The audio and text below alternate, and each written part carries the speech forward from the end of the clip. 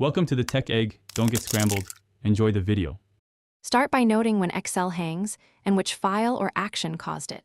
Reproduce the problem and record error messages, slow formulas, or external links. Check Task Manager for Excel using high CPU, memory, or disk within 10 seconds. Note Excel process memory in megabytes and CPU percentage to guide troubleshooting.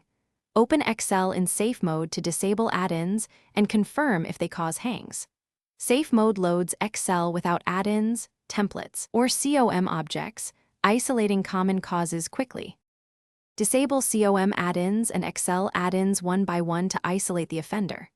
Go to File, Options, Add-ins, then manage and uncheck each add-in, testing after each change. Repair Office from Control Panel or Settings, and restart Excel after completion. Use online repair if quick repair does not resolve the hang.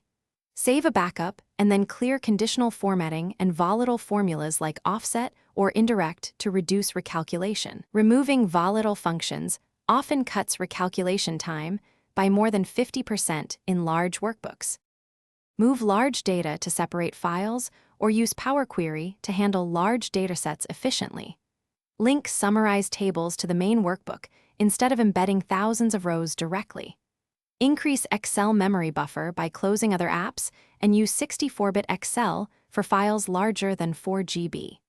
Disable hardware, graphics acceleration in options to fix rendering hangs on some GPUs. Update Excel and Windows to the latest patches to resolve known bugs. If a workbook is corrupt, export sheets to a new file and rebuild problematic charts or pivot tables. Thanks for watching. Consider subscribing if I helped unscramble your problems.